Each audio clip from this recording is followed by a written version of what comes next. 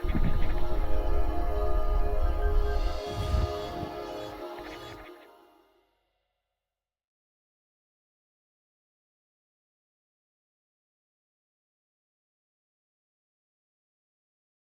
want to thank Lev and his team for once again bringing us a great tech day today. And it's my pleasure to introduce our keynote speaker this afternoon. Howard Rheingold started working and exploring digital communities before this year's graduating class of 2010 was born. In the summer of 1985, Howard began spending an average of 2 hours each day connecting to the Whole Earth Electronic Link, a computer system that enabled people around the world to carry on public conversations and exchange private electronic mail. Today, nearly 20 years later, who among us has not been impacted in each of these levels? How often do we see someone, probably someone right now, buried with their nose in their iPhone or other handheld communication tools, whether it's online at the grocery store or during a meeting with colleagues?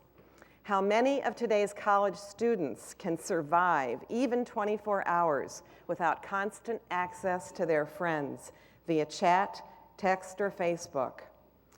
Howard Rheingold, critic, writer, and teacher, coined the term virtual community in 1987, defining the world of social media before it even existed.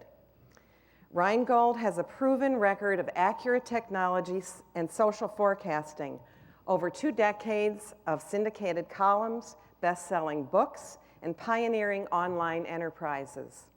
In 2002, Howard authored the book Smart Mobs that predicted the impact of social networking before anyone even knew what the term could mean. This book was named one of the, quote, big idea books of 2002 by the New York Times. He's an authority on the convergence of mobile phone, PC, and wireless internet, and how this convergence has changed the way we meet, mate, entertain, govern, and conduct business. A noted author and commentator, Rheingold has a proven record of accurate technology and social forecasting, over 2 decades of syndicated columns, best-selling books, and pioneering online enterprises. His latest research and forthcoming book will focus on 21st century literacies, how individuals and organizations learn to use digital media effectively and credibly. Rheingold is the recipient of a 2008 MacArthur Knowledge Grant through the Foundation's Digital Media and Learning Competition. He was founding executive editor of Hotwired, the first commercial webzine where the web-based discussion forum and the online banner ad were invented. Rheingold has appeared on Today, Good Morning America, ABC Primetime Live, CNN, CBS News, NBC News, Macneill-Lehrer, NPR's Fresh Air, and Marketplace. And he's co-authored well over 15 books. Currently, he teaches at Stanford University in the communications department, and we are so lucky to have him here today. Welcome, Howard, and I'm pleased to have you come at Case Western Reserve and teach us today. Thank you.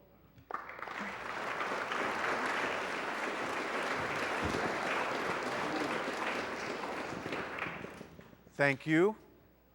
To me, it's really an honor to be here at what I think of as the birthplace of the free nets, which was a very important step in the development of the social web that we see today, and was very important in my thinking when I first started thinking about these things quite a while ago.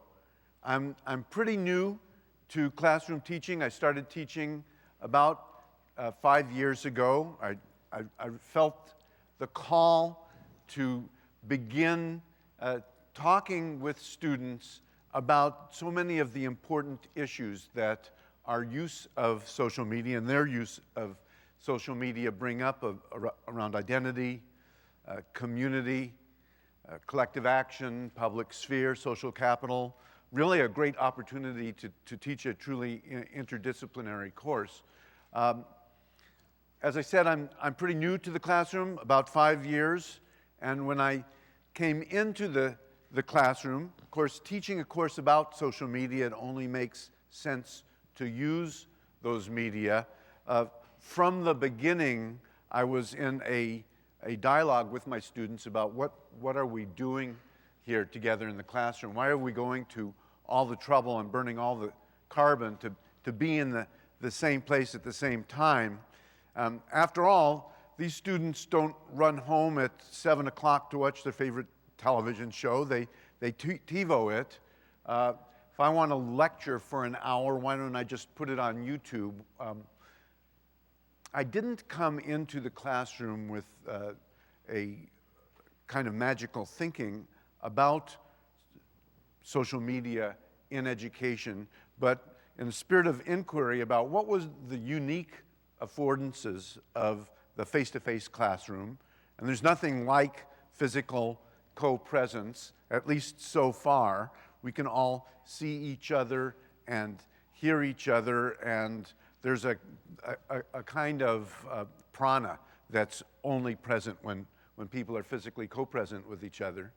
But there are some limitations to the classroom for the teacher and for students. Only one person speaks at once, and the people who speak are those who are comfortable speaking extemporaneously while a lot of people are watching. And really quite often, the important thought that you want to bring up occurs to you an hour later or a day later. So I began speaking with my students from the beginning about what's going to work for us here in the classroom and what's going to work for us using online media when we're not in class.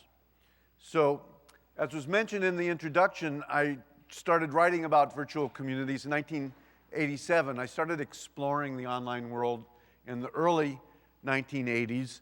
When I wrote this article for Whole Earth Review, one of the things that had excited me about it was that there was a very active and to me a stimulating, inspiring kind of peer-to-peer informal learning involved in these online communities. I hadn't yet started thinking about how this might apply to the classroom, but I did in the early 1990s start thinking about where might we be in the 21st century in terms of the technological capabilities and what might that afford for the classroom. In 1995, the NEC Corporation asked me to write a scenario, to create a demonstration for them. There's a giant conference in Geneva every 2 years that the International Telecommunications Union puts on, and these companies spend a huge amount of money for demonstrations. So they wanted a demonstration of the university of the future. So I didn't do the actual artwork here, but I worked with a designer to make a mock-up of what a global university of tomorrow would look like. So keep in mind, 1995, and the idea here is that students would be able to find mentors or teachers, other students, courses, rich archives of media, and roundtables in which they could participate with the other students. They would have a personal profile that I think is, in the original conception, very much like what are called e-portfolios today, and they would be able to have simultaneous video with other students and with teachers. I envisioned being able to look for a number of asynchronous roundtables, like forums or discussion boards, but with a multimedia component. And you can see that this is really a sketch of a mock-up here. And to join one of those, and I envisioned something that was like the discussion board or the forum or Usenet was at that time, but which would enable students to embed and include rich media as well. So when I started teaching, I started using a number of different media. I used a wiki from Social Text. I used a discussion board from another vendor. I used Drupal for blogs. One of the things that the students told me right away was not only did they need to do the reading and absorb the new subject matter, but they were being asked to learn all of these different media, and they needed to log in to 3 or 4 separate sites, each of which had a separate interface. So I started playing around with Drupal, which is an open source content management system, thinking that there would be a community of developers out there and a rich collection of media. I wasn't happy with the forums, the discussion boards that Drupal had available. I wasn't happy with the discussion boards that Moodle or Blackboard had available. So I started thinking about what it would take to put together a number of different modules, as Drupal calls them, under one label, so that I could have a kind of unified social media classroom. I was fortunate. I'm not at all conversant with the grant-making game, but I was fortunate to be one of the winners of the first digital media and learning competition that the MacArthur Foundation sponsored. And I think one of the reasons they were interested in this was that it would enable a kind of free open source platform that perhaps could evolve and be developed and used by others. So I used the money to hire a Drupal developer, not being a programmer myself, to create what I called the social media classroom. If you go to this URL, socialmediaclassroom.com, it has the software. If you have an IT department and you have some Drupal expertise there and a server, you can install this software. It's free software, and configure it and use it yourself.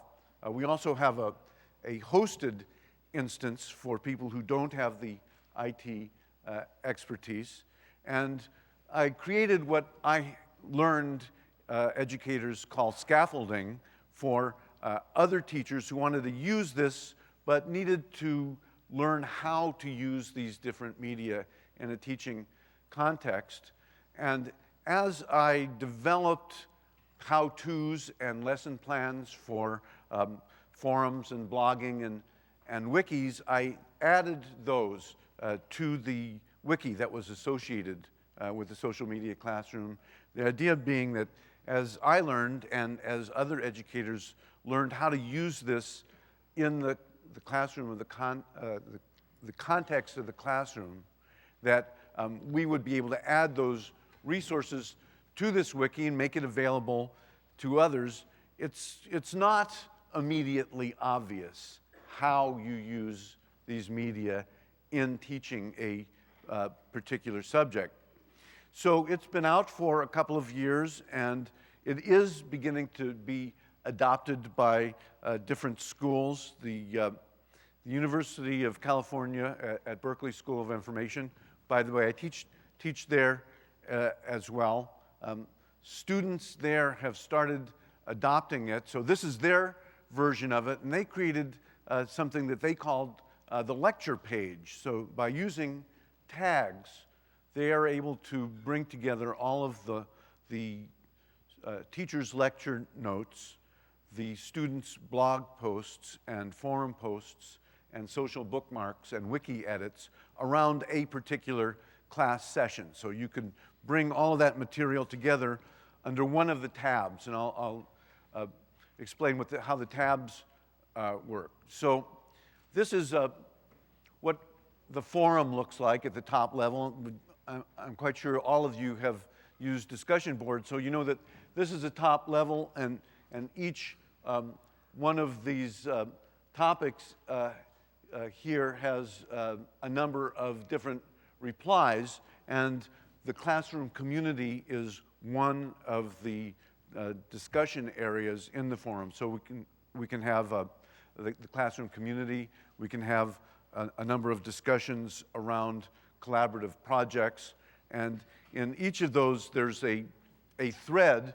And the thread in all of these media here, in the blogs, in the forum posts, in the wiki, you can use HTML and embed inline graphics and embed Flash video as well. So this kind of multimedia conversation that I had dreamed about in 1995, and which cost NEC several $1 million to make a working model of, here it is. It's available free.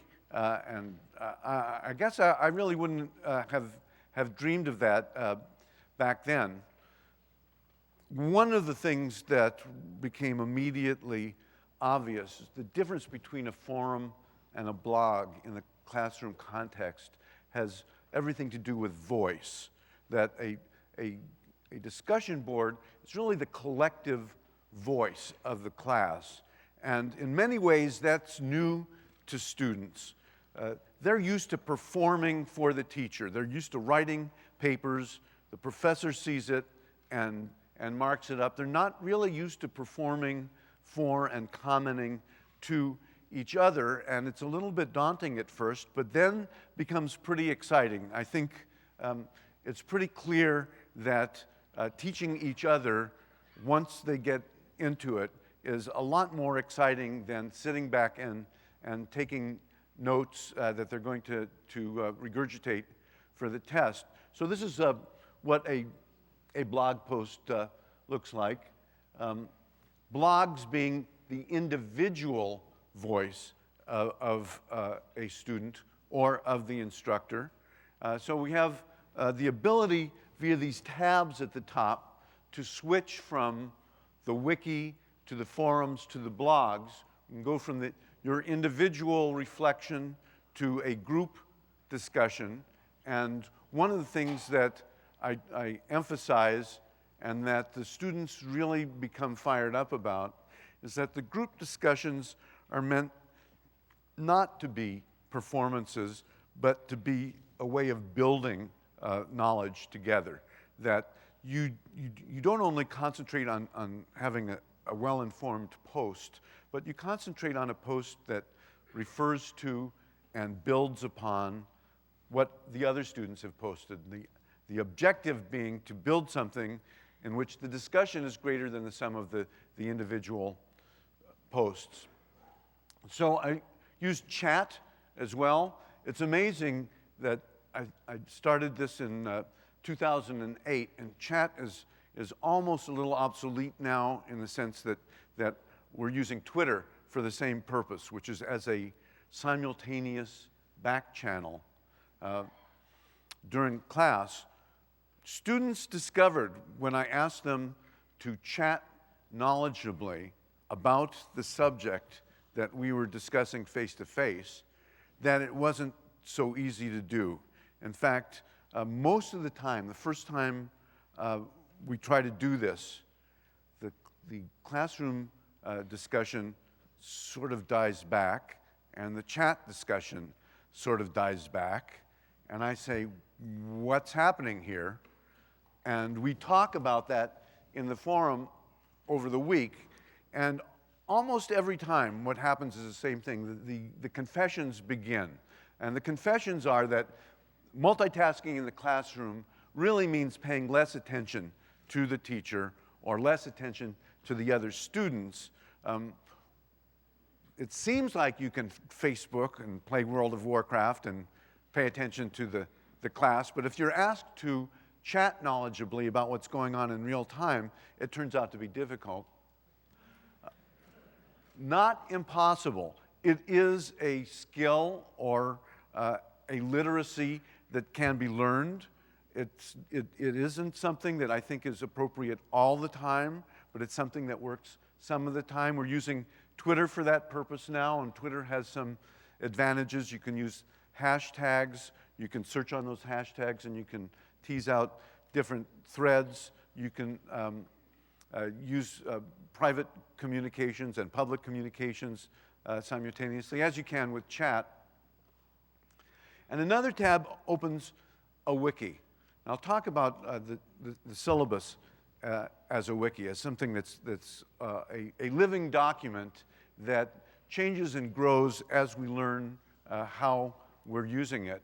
But as I'm sure all of you know, wiki is just kind of an infinite workspace, and you can create as many pages and links as you would like. The unique affordance of wikis is for collaborative document creation, and that's something that's a bit of a shock to students when they do that. I'll get back to that. Social bookmarking. I use Diigo and Delicious. How many people here use Diigo? And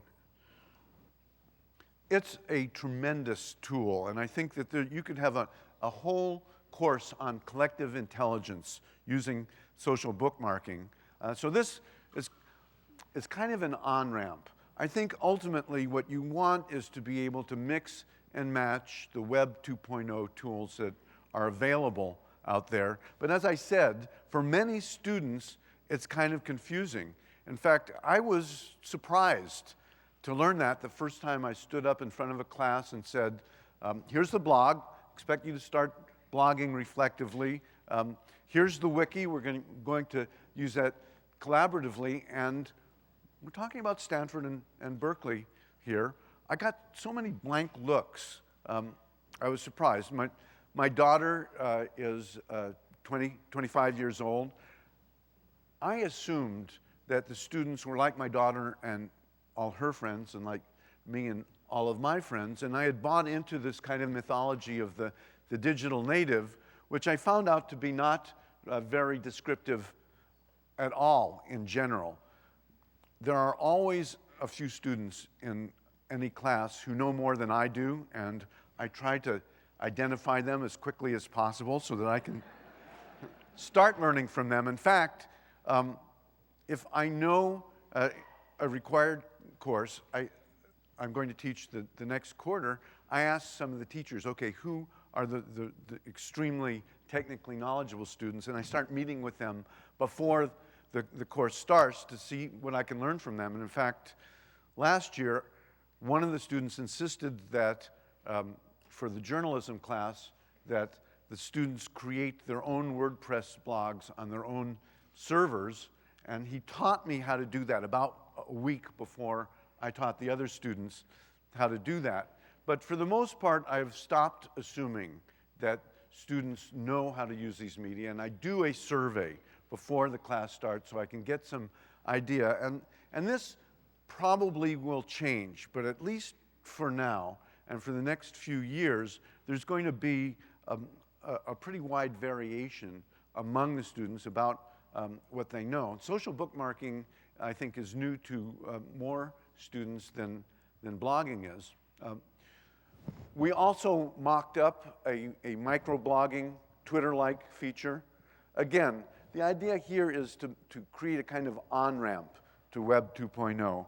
After the students use the social media classroom, they ought to go out and create a WordPress blog, or they ought to use some kind of wiki. I mean, you can start a wiki for a project almost like tearing a page off a notepad these days, and it doesn't cost you anything at all. But the idea here is that we can have all of these applications within the same user interface under different tabs.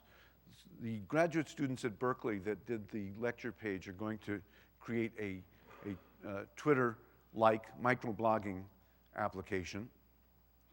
Now, I've started experimenting with mixing video conversations with threaded discussions. So this is something that I did for Haystack, and you'll see here that there's I can talk on the video. Hello, this is Howard Rheingold. And that these thumbnails... I'm asked to say a few words about... Underneath here are people replying. Hi, Bruno. Thank you for joining the conversation. There is a link. on the reply button, authenticate, and record a little video. And so that goes horizontally, but at the same time, there is a text discussion that goes vertically. And I think you can see by the rich participation that this really worked in this particular context. And I haven't been doing this long enough. I don't think anybody has been doing this long enough to be really sure about which context is appropriate, but there are now tools that enable students to reply in a blog comment or in a forum post via video. Some students really like to do that. Some students really like to write. So pretty quickly, by having these conversations, both offline in the face-to-face context and online during the week, the students, with my encouragement, when they finally understood that I really meant it, began talking about what was working here and what was not working here, and we began incorporating what we were learning into the way that the course was taught. Almost accidentally, I discovered something that I'm sure some of you know, which is that moving the chairs in a circle has an explosive effect on conversation. In fact, I've now make sure that I have a classroom that has chairs that can be moved. And ideally, I'd like a classroom in which the chairs are all stacked up, because there's sort of an object lesson in the first class. If you have the chairs all stacked up and the students come and take their own chairs, almost certainly, I am willing to bet that they will take those chairs and they will put them in rows and columns. And they will sit somewhere, and if I don't intervene, the next week they will set them up in chairs and columns, and they will sit in the same place. I talk about the intersection of the technological, the social, and the institutional, and this is a perfect example of changing the chairs are a technology. Changing the technological changes both the institutional, i.e., I'm the teacher, I stand up here, you look at me, I talk, you listen, and the social part of it. And one of the things I discovered is that attention, which I'll talk about in a minute, becomes more self-policing. There is no back row in a circle, and you are sort of watching each other. So the first year, I had students use the social bookmarking, use the blogs, and use the forums and the wikis to create collaborative projects. So they would use each of these media to work as a team to create a project which they would present on the last day of class. And the first time I did this, the presentations were so remarkable that the students said, we should do more of this, or you should do more of this next time. So the next time, and ever since, I've required the students to co-teach with me. At the beginning of the class, I take the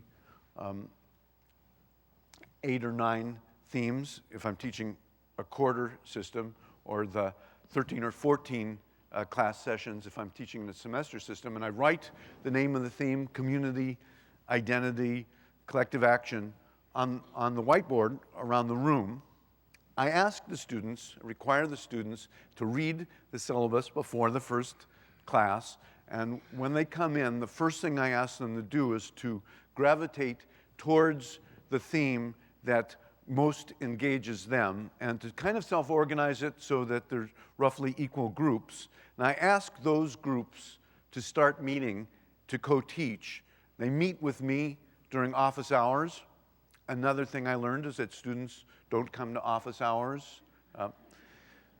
My daughter, who's a Stanford graduate, said only math and physics students working on problem sets come to office hours. So I require the student co-teaching teams to come to office hours, and I ask them not to do a group book report on the readings in the syllabus, but to find something that fires them up and to get the other students fired up. Their objective is to get some lively discussion of something, some theme going here. And so that's what this picture is here of the students. And they've done some remarkable things. They've done YouTube videos.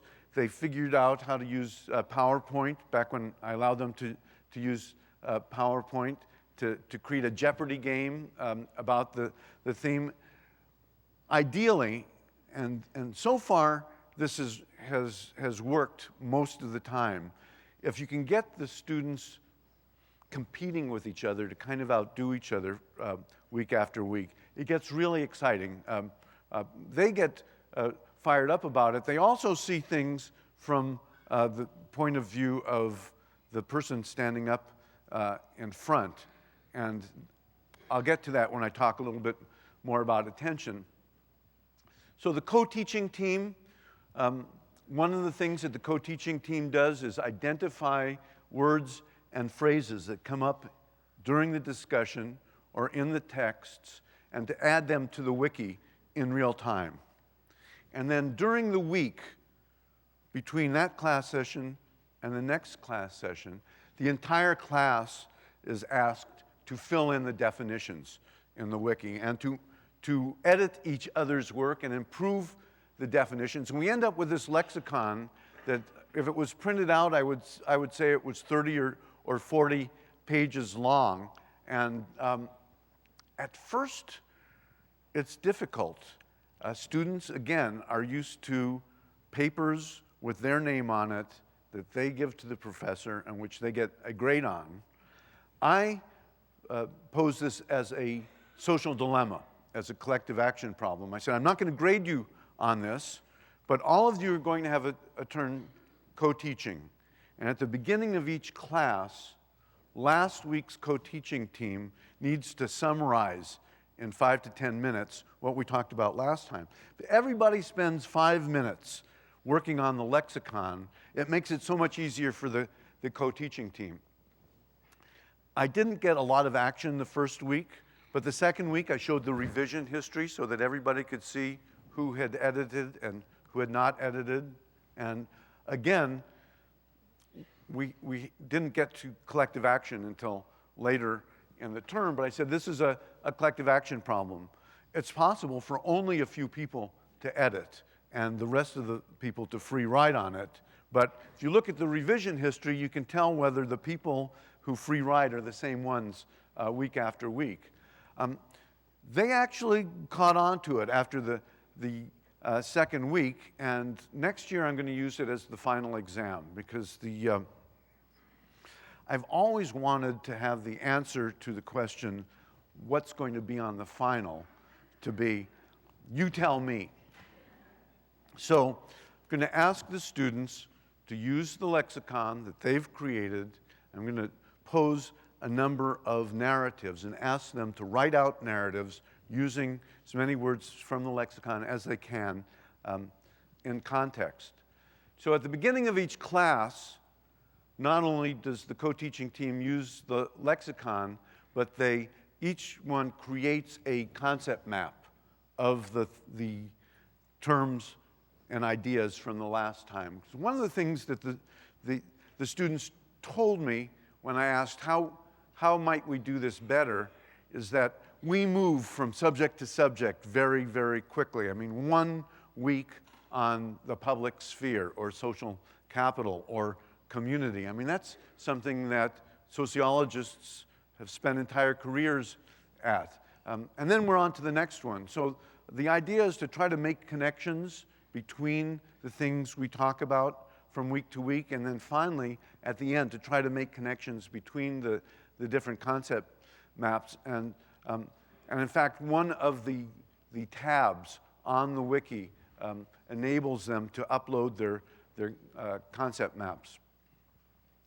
So I mentioned that I started using the wiki for the syllabus, and as the term progressed, the syllabus would change. Very quickly, it occurred to me that students need to see the syllabus not just as a list of texts, but as a kind of map of the territory we are going to cover. So now I present the syllabus as a wiki, exactly the same syllabus, the same headings, the same words from the wiki. I present also as a concept map. I ask them to do concept maps as well. And as a Prezi, which some of you probably know about. It's a zooming presentation tool, but it's a way that you can use space to show the differences between the importance of different aspects of the material. I asked the co-teaching teams to do a 10-minute presentation before they lead discussion, and I asked them to use any interactive medium besides PowerPoint. Prezi is one of them, and I have a list of over 100 that they can use. They can do timelines, they can do voice thread. There are a lot of ways that you can visualize the same material, and one of the learning goals is to develop lenses to look at issues and to develop different kinds of lenses for looking at issues. So, which brings us to the issue of literacies, which began to occur to me when I noticed that so many of the students were not literate in these medium. Literacies, I think you can think of as the secret of encoding and decoding knowledge and transmitting it across time and space. I also think that there's a social element to the kinds of literacies we're talking about here. You can have a skill that's not a literacy. You can know how to ride a bicycle. If you're the only person in the world who knows how to ride a bicycle, you are empowered. If you are the only person in the world who knows how to read or write or send email, then you are powerless in that regard. And communicators today, besides having the standard alphabetic literacies, are also RSS, radar operators, wiki collaborators, blog advocators, video storytellers. The co-evolution of technology, media, and collective action hasn't stopped. I think it's gone into hyperdrive. And it's not just a matter of learning the code. We all need how to think critically about the information we find, the way we deploy our attention, the effects our media practices have on our minds, our relationships, and our society. So I advocate, if you want to keep up, don't try to just keep up with the technologies. I think it's important to keep up with the literacies. So that's what I'm working on now. When I think about it, I've actually been working on it for a long time. Since I've been writing about online technologies, and before that, PCs, for 25 years, I noticed that the same questions come up from the reviewers, from critics, from colleagues. And the number one question is this tool, the PC, or social communication on the internet, or the mobile device, is it good for us or bad for us? And I think ultimately the answer depends on who knows what about how to use the tools. That the power has shifted from not just the hardware, not just the software, not just the services, but the know-how around that. In other words, I think that the critical uncertainty in how we need to live our lives, do our businesses, govern our own democracies is dependent on how many people end up knowing what they're doing in that regard. So I've chosen 5 different literacies to concentrate on. Attention, I think, is kind of the fundamental literacy. Participation is something that we're seeing people doing that they've never done before. cooperation and collaboration, such as the kind of wiki collaboration, critical consumption, or as I've come to call it, crap detection, network awareness. And I think that all of these literacies need to work together. They're not actually separate, but they're connected with each other. So I started thinking about the crap detection part of it quite a while ago. So my daughter is 25. When she was 12, and she first started writing papers for middle school, was about when the first search engines were available. This was years before Google. You probably remember some of these search engines. Ask Jeeves, there were a bunch of them.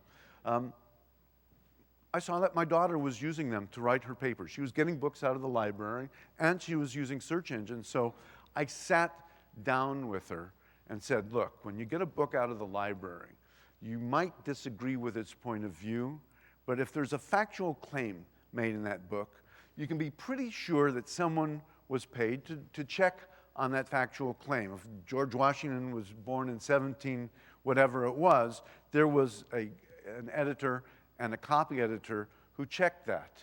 We are accustomed to the authority of the text being vested in the author and the publisher of the text. Now, of course, anyone can publish, and there's no telling when you put a term in a search engine whether you're going to get something accurate, inaccurate, or maybe even totally bogus. And so my daughter, 12 years old, said, okay, I get that, but I'm 12 years old. What am I going to do? I said, well, the first thing you can do is look for an author. Who wrote this page? If you cannot find an author on the page, I would take the credibility meter and turn it down quite a bit. If you do find an author, put that author's name into a search engine and find out what other people have to say about the author. And you have to sort of recursively use that critical thinking. Why are these other people saying what they're saying about the author? What are the author's sources? If there is not an author, how can you find out who's behind that website? Now, I'll get to that. So this is the literacy that I call critical consumption. I came across the term crap detection from Ernest Hemingway, who said, every journalist needs to have a built-in crap detector. And I think that this is really a fundamental literacy these days, and it's something that's both internal and external. And in fact, I think you could reduce internet education to these two questions. And I think you've got to start pretty young with that. How can you pluck the answer to any question out of the air? And how do you know that what you find is accurate? The questions are simple, but I think that their pursuit can be a lifelong event. So the literacy of attention was one that I began to confront when I faced a classroom full of students who were looking at their laptops. I realized that they don't know what it looks like from where I stood. Now, it was one of the reasons I had them begin to co-teach so that they could begin to see what that was about. So I actually made a little video of them and put it on, got their permission, and put it on YouTube and showed it to them the next week. I thought it would help our ongoing exploration in this classroom to show what it looked like from where I stood. What's the deal with these pictures I'm taking here? I'm really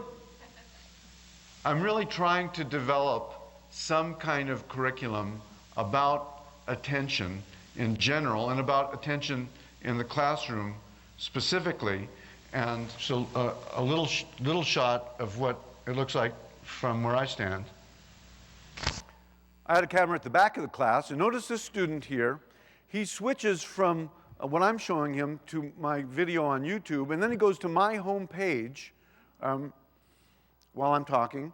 And then you'll notice the last shot is that he switches back to his email. what really got me to thinking that there must be a literacy that we have not yet uncovered is that this student actually got an A+ in the class. And sometimes a year will go by and nobody gets an A+. So I don't know how he did it.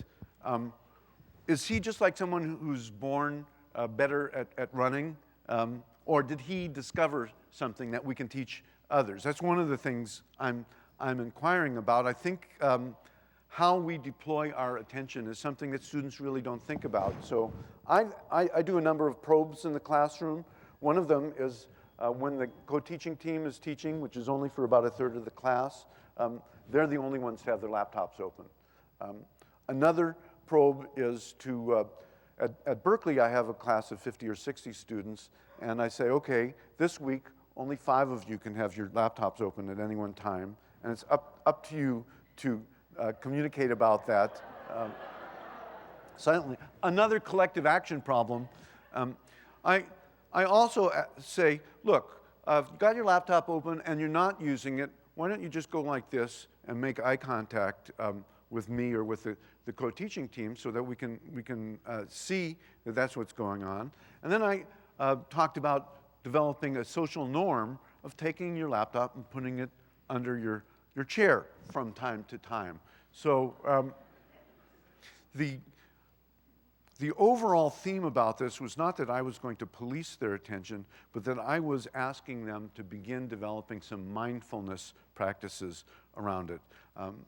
I'm not really sure whether it's a good idea or a bad idea to use your laptop to look up stuff on Google or Wikipedia during class, to ask students, other students questions or ask me questions during class. But I think I am sure that it's important that we start becoming mindful of these practices as we're doing them. So I think that education, media literacy-wise, is happening now after school and on weekends and when the teacher isn't looking, through SMS messages, MySpace pages, Facebook groups, blog posts, podcasts, video blogs, and that these technology-equipped young people exchange among themselves. Schools are going to remain places where parents park their kids while they go to work, a place for society to train a fresh supply of citizen workers, consumers to be employed by the industries of the 19th and 20th centuries. But the kind of questioning, collaborative pedagogy that participatory media requires and enables is not the kind of change that takes place quickly or at all in public schools. At the same time that these emerging media challenge the ability of old institutions to react, I think we have an opportunity to make use of the natural enthusiasm that today's young people have for cultural production as well as consumption to help them learn to use the media production and distribution technologies that are now available to them to develop a public voice about issues they care about. Learning to use participatory media to speak and organize about issues might well be the most important citizenship skill that digital natives need to learn if they're going to maintain or revive democratic governance. Today, with 1.5 billion people on the internet, 4 billion mobile phones, over 100 million of those, also cameras, there's a printing press, a broadcasting station, a community, and a marketplace on the desk or in the hands of a significant portion of the world's population. Old institutions of journalism, publishing, politics, cultural production are confronted with a switch from few to many to many communication. But as millions of boring to excruciatingly bad blogs can attest, simple access to publishing is not enough. Knowing how to participate productively in online discourse can be learned and taught and should be more widely incorporated into early education.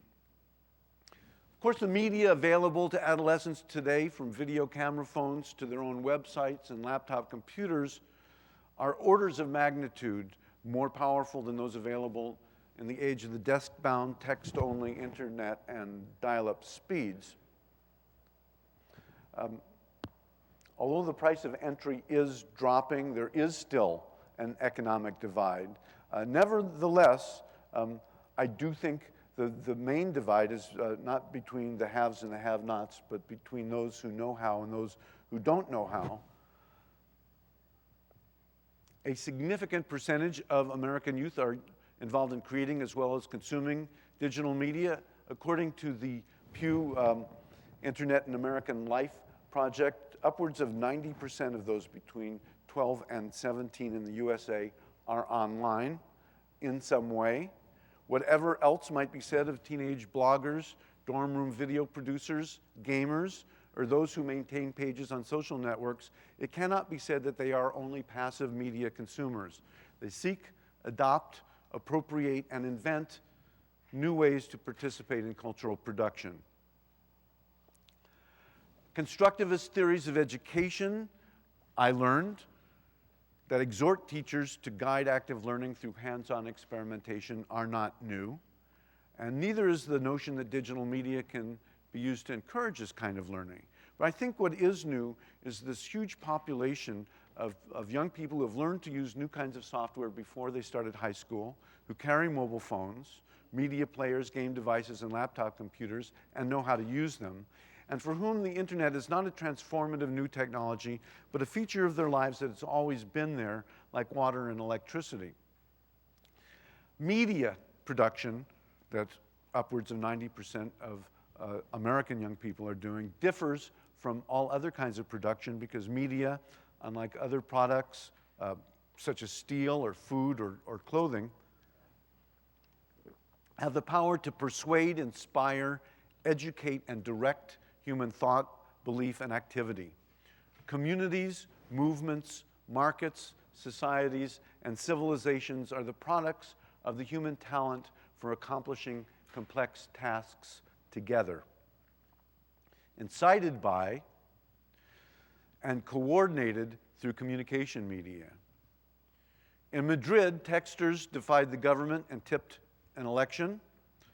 People all over the world used blogs and wikis to self-organize citizen disaster relief after the Asian tsunami and Hurricane Katrina. Students in Chile self-organized protests against underfunding of education using social networking services, YouTube, and instant messaging. They shut down the school system. They chained the doors shut. They went to the streets. Tens of thousands of Chilean citizens joined them. The Minister of Education resigned that night, and they started a dialogue about education in that country. We're talking about 15 to 18-year-olds that continues to this day. So when online participation precipitates collective action, then participation literacy enlists a connected but separate literacy in its own right: collaboration, cooperation, and collective action. Now, Barry Wellman, sociologist, and Dana Boyd have written recently about the attributes of taking social networks, which have always been a human attribute online. Social networks have never before been as persistent, replicable, searchable, and audiences have never been as large and as invisible as they've been before. And what's emerging, Wellman calls networked individualism. And I think we have a lot to learn about what that means for individuals and for society. So I think that another literacy, one that consists of a number of different parts, is network awareness. It combines a knowledge of the nature and dynamics of networks with specific social and attention skills necessary for succeeding in an increasingly networked world. This is something that could be a course in itself. In fact, if you search on network literacy, I've done a little mini course online about it, but it starts with recent understandings about the nature of networks that we're just learning about the structure and dynamics of networks. And some of the things that sociologists have been talking about for a number of years, but which take on new meanings online. We're talking about explanatory frameworks that gain new power when you begin using them to explain what it is that is happening with people online. And ultimately, I think all of these different literacies taken together are interconnected in ways that we're only beginning to experience. One of the things that I learned online was the term personal learning network, and the ability for people to tune and feed their own personal learning networks, I think, is one of the most important skills to be learned online today. So making connections between the literacies that students pick up simply by being young in the 21st century and those best learned through reading and discussing texts is an appropriate role for schools and for teachers today. Which brings us back to literacies, the learnable secrets of encoding and decoding knowledge and transmitting it across time and space. I think institutions are not changing fast enough to deal with these literacies.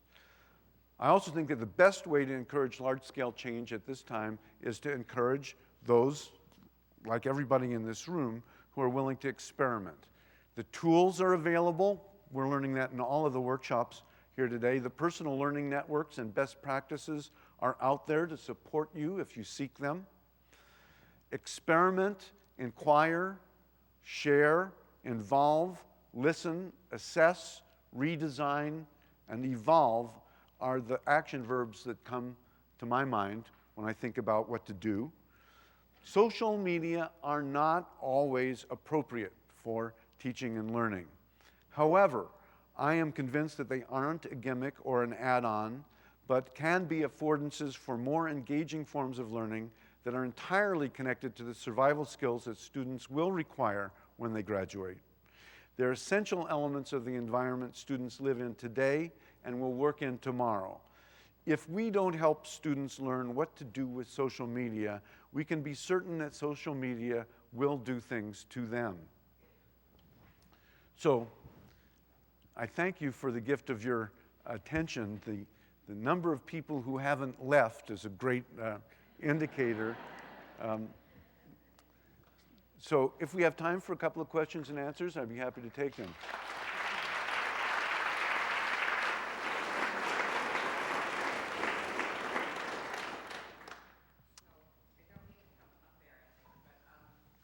Howard is willing to take questions for about 10 minutes, if you have any. And thank you. That was great.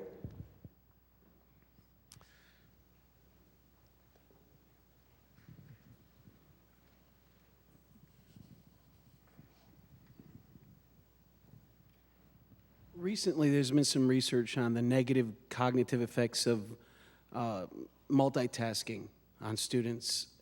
How do you incorporate that into your studies and how do you take that into account when you use all this media in your classroom? Okay, I think that that's one of the literacies that we don't understand very well at all.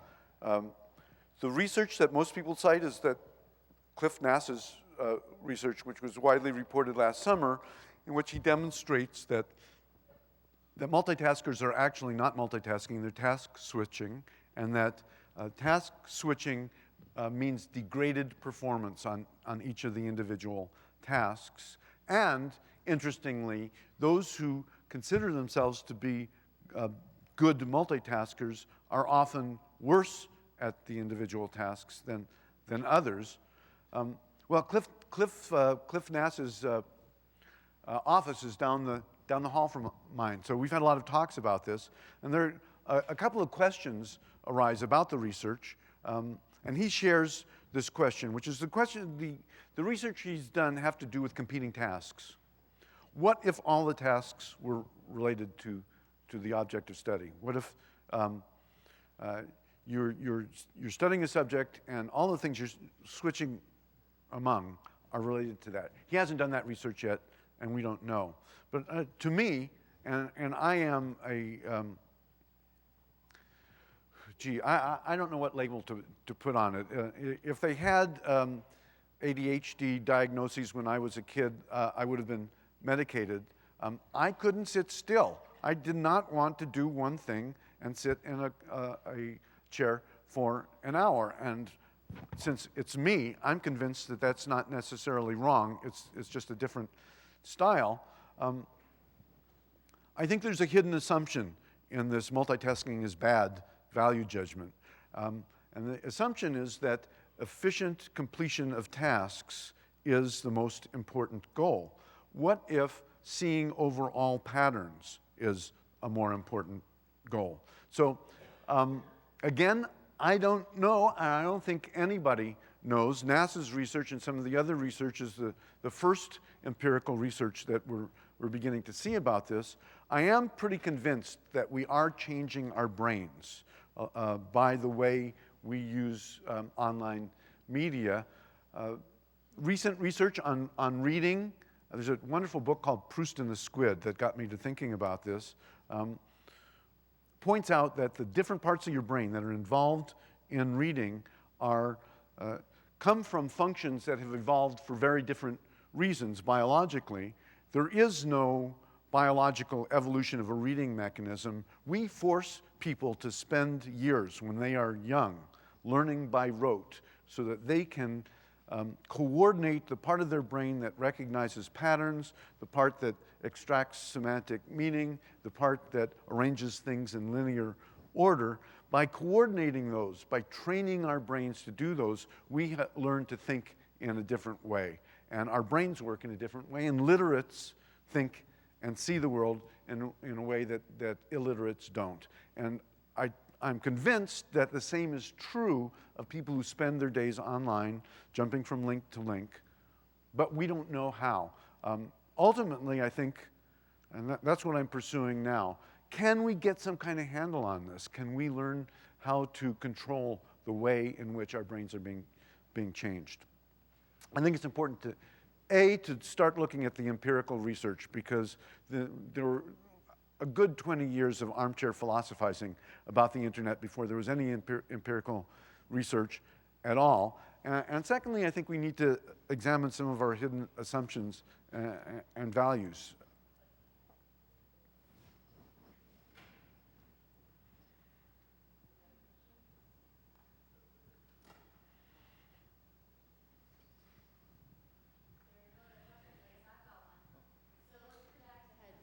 Thanks. If you project ahead 10 years, what do you see? Well, I think scenario planners use these terms driving forces and critical uncertainties. And I think it's clear that technology is a driving force. 4 billion mobile phones, the next couple of billion mobile phones are going to be for the people who have not been able to afford to be in on the information revolutions of the last couple of decades. I think there's very little doubt that most of the human race are going to be walking around with extraordinarily powerful information processing and communication technologies. I think the critical uncertainty is know-how. I think the good news is that the capital investment in spreading know-how is a fraction of the capital investment it took to wire the world up and to build the fab plants and to market these devices. I don't see that as being a primary goal of elementary education. I don't see very many parents who are equipped to sit down with their kids and have these kinds of conversations. That's why I'm writing a book about it. I have been accused of being an optimist. I'm not. I don't think it's possible to be educated and be optimistic about the human race.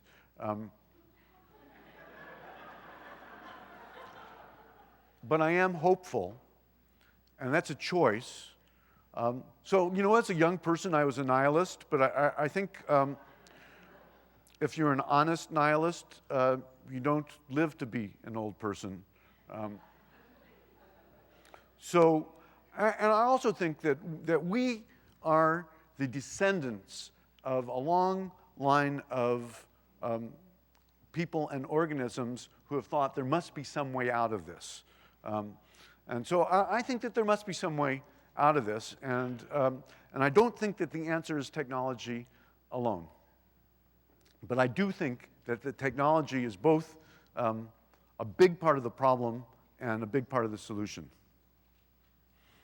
Rev. Howard, could you pick up on the riff of network awareness and reflect out loud about the co-evolving systems of formal education, your first 5 years experience in the formal space, and the informal education spaces that are obviously growing organically and in ways that we really have even a hard time putting our arms around, in terms of what it means to the future of education. Where are these two spheres or two ecosystems co-evolving?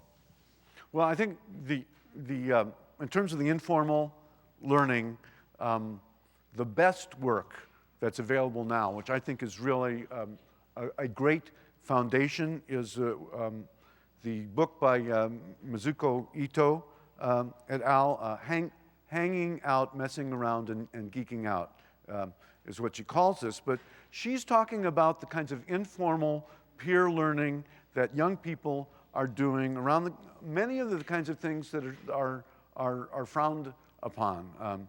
The kinds of massive multiplayer games that some of them play obsessively. A lot of the practices, there are probably, in the time that I have been speaking here today, a month's worth of videos have been uploaded to YouTube by 14-year-olds. And if you look at some of them, the comment threads that come with them, some of them aren't pretty, but they are building their own learning networks. And I think some guidance in how to do what I call tuning and feeding those networks is really important. It's not just what you learn in school, which is only a part of the time that's being engaged. In terms of network literacy, I'm really thinking broadly about that. The idea of small world networks, that the conversation about community that's taken place around virtual community, there's an assumption there about this kind of warm, fuzzy notion of community that sociologists regard as densely connected, that is, everybody in the network knows each other and tightly bound, that you can draw the boundaries of this community fairly easily. The research on social networks today indicates that most people's networks do not consist of people who all know each other, and they're not tightly bound, and that can be a very useful thing. And part of the nature of networks is that if you have a small number of distant connections, you know someone outside your village or your little group, then that creates a network in which it's much easier to get from one place to anywhere else, the 6 degrees of separation. So that's something I think that's kind of formal structural properties of networks. It's useful for people to know. There's the whole idea of strong ties and weak ties. If your house burns down, you're probably going to stay with somebody that you have strong ties with. You're unlikely to find a job or a mate through strong ties alone. So people have portfolios of different kinds of ties. So part of this is from network theory, and part of this is from sociology. I also think when you talk about social network services like Facebook, the idea that there are privacy settings and that you should know where they are and that this has some importance to you is something that students need to know. So I'm sure many of you here have the same experience. I taught the first class for whom Facebook was part of their lives as soon as they got to college. So they could stalk all of the other students as soon as they got back to the dorm room from class. And 4 years later, they were the first class who were shocked to learn that they weren't getting into grad school or they weren't getting jobs because of their drunken pictures on Facebook. That knowledge, that literacy is much more widespread than it was then. It is not by any means universal, and it's not the only problem. You can have control of your pictures on Facebook. You don't have control over pictures other people take of you and tag with your name. So I think there are whole lots of technical lore that connect to important social issues that impact your lives. It's not rocket science. It's not even learning the multiplication tables. There's a question back here. Oops. And then I'm going to have to run. Thank you. I actually emailed you my question, but since you just brought it up, I thought I would interject. You had mentioned about Facebook pictures, and my question is about privacy. With the educational front, back in the day, if you asked a question in class and you thought it was stupid, and the teacher always says there's never a stupid question, but if you did ask a question that wasn't the best question, it would leave it in the classroom. Now, if I ask it online, is it up there forever? So how do you feel about, the learning process with asking questions and leaving all this out there as, satellites, I guess, floating around the earth? Well, I went through a lot of material very quickly, and I mentioned some of the characteristics of social networks, which humans have always had, that have changed now that they're digital, and one of those is persistence. Stupid things that you said did not stick around forever before. They're searchable.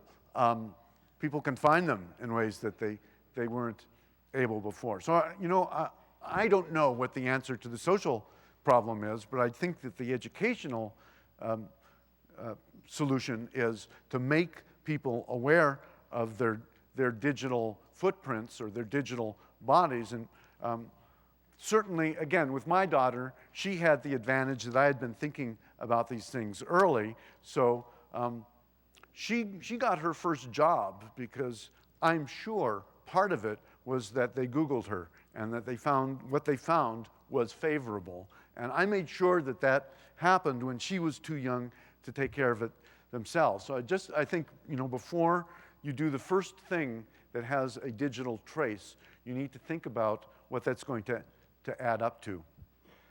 So again, I'm afraid I have to run, but thank you so much for your attention.